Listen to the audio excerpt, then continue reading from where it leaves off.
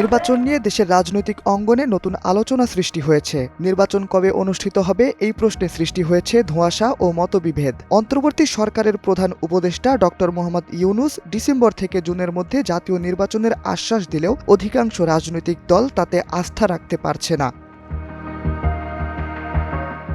নানা ধরনের ক্ষোভ আর হতাশা থেকে পদত্যাগ করবেন ডক্টর মোহাম্মদ ইউনূস গত সপ্তাহে এমন আলোচনা আলোড়ন তোলে দেশের রাজনৈতিক অঙ্গনে। এর পরপরই অন্তত ২৩টি রাজনৈতিক দল যমুনায় গিয়ে দেখা করে প্রধান উপদেষ্টার সঙ্গে। বৈঠকে বেশিরভাগ দলেরই দাবি ছিল নির্বাচনী সুনির্দিষ্ট রোডম্যাপের। শুধুমাত্র একটি রাজনৈতিক দলই চায় আগামী ডিসেম্বরের মধ্যে নির্বাচন হোক।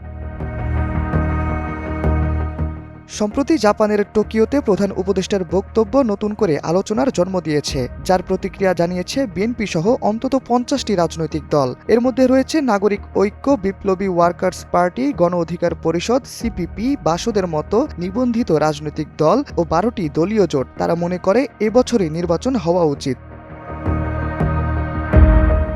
তবে নির্বাচন নিয়ে কিছুটা ভিন্ন মত পোষণ করছে জামায়াতে ইসলামী ও ইসলামী আন্দোলন। তারা ডিসেম্বরের নির্বাচন তাড়াহুড়া নিয়ে আশঙ্কা প্রকাশ করে রোজার আগে ফেব্রুয়ারি অথবা পরে এপ্রিলের কথা বলছে।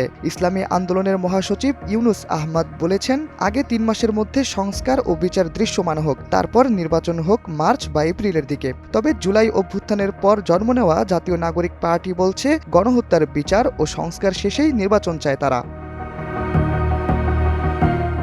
দ্বাদশ জাতীয় সংসদ নির্বাচন বর্জন করে বিএনপি ও জামায়াত সহ নিবন্ধিত অনিবন্ধিত ৬৪ রাজনৈতিক দল। এই নির্বাচনের পরে বিএনপি এপ্রিল মাস থেকেই ধারাবাহিক বৈঠকের মাধ্যমে অন্তত ৭টি রাজনৈতিক দলের সঙ্গে আলোচনায় বসে। তাদের অধিকাংশই ডিসেম্বরের মধ্যে নির্বাচনের পক্ষে মত দেয়। এদের মধ্যে প্রায় ৩০টি দল নিবন্ধিত।